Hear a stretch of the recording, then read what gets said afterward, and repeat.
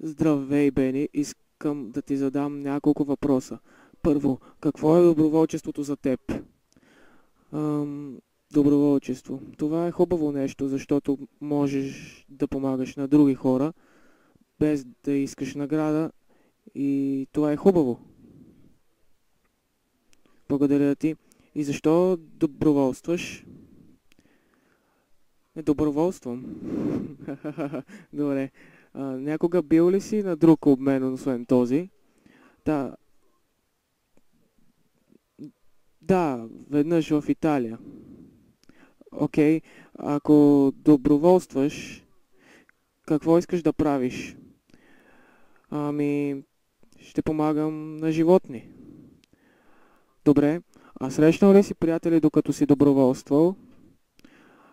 Ами, да. Добре, благодаря за интервю.